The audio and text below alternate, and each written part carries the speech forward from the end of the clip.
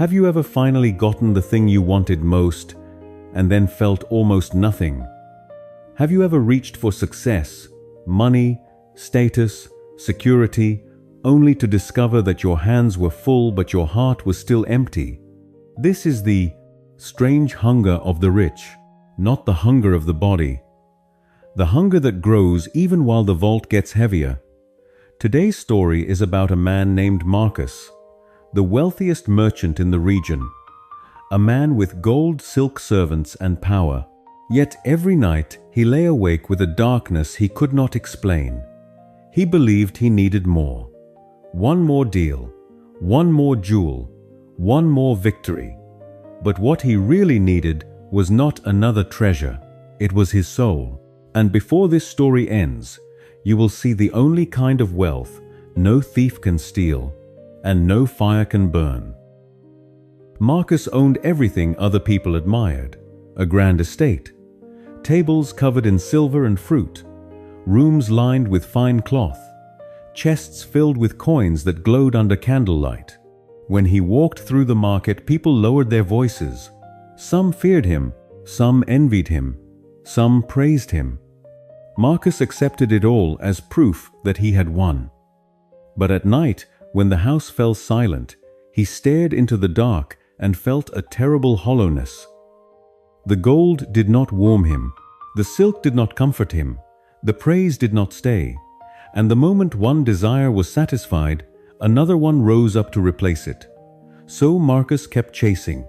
More land, more trade routes, more locked rooms, more guarded doors. He did not know it, but he was no longer collecting wealth. He was feeding an emptiness that could not be fed. Then one evening, a wandering pilgrim appeared at the gate of his estate, and with him came a challenge Marcus could not ignore. The pilgrim was old. His robe was worn. His sandals were dusty, but his eyes were clear and alive. He looked at Marcus without fear. Then he said, "I once knew a man who thought he was rich. He died alone, and the world forgot his name before the earth settled over him." Marcus narrowed his eyes. "What do you want?" The old man pulled out a faded map. "This leads to a treasure that does not fade." Marcus laughed softly. "I already own treasure." The pilgrim nodded. "No, you own metal. If you want real wealth, come with me. But the road demands a price." Marcus folded his arms. "What price?" "The finest ruby you possess. And your feet? You must walk." Marcus should have sent him away, but greed and curiosity rose together. So he took his largest ruby, locked away his pride, and began a journey he believed would make him richer still. He did not know the journey was designed to strip him bare. The road was cruel. His soft shoes tore open within days. His feet bled, his back ached, his temper worsened. On the third day, they reached a violent stream. The water surged against stone like a living thing. Marcus clutched his purse of coins as they crossed, but the current caught it and tore it from his hands. "My money!" he shouted.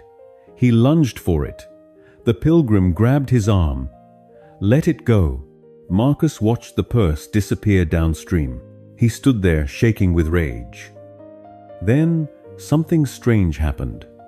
As they kept walking, his steps grew lighter. For the first time in years, he was carrying less. That night, they shared bread with a poor family in a hillside hut. The meal was small. The roof leaked. The children laughed anyway. And Marcus tasted something he had not felt in a long time. Warmth, not comfort, not luxury, warmth. The next evening, he watched the sky catch fire with amber and gold. He had bought paintings worth fortunes, but none of them had ever held him the way that sunset did. Bit by bit, the road began to reveal a truth. Gold can purchase comfort, but it cannot force wonder. It cannot buy belonging. It cannot create meaning. And when life is built entirely around possession, the soul begins to starve inside abundance. At last, They reached a cave hidden deep inside the mountain. Marcus expected chests, jewels, a room of gold.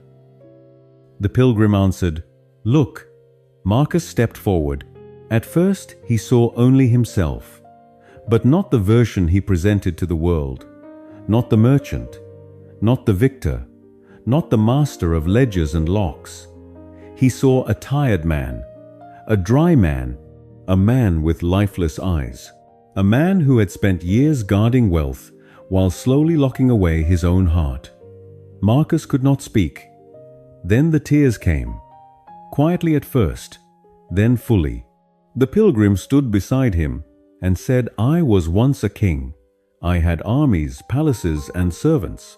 War took them. I thought I had lost everything, but only then did I begin to live." Marcus turned. The old man continued, "Metal fades, silk rots, rubies crack. But what you have truly lived, what you have truly learned, what love, pain, wonder, and courage have carved into you, that remains." Marcus returned home, but not to resume his old life. He began selling what he did not need, not out of hatred for wealth, but because he no longer wanted to worship it. He traveled, not as a collector of property, as a collector of aliveness. He crossed deserts, learned languages, slept in villages, helped strangers rebuild homes after storms, ate unfamiliar food with people who had little but shared freely.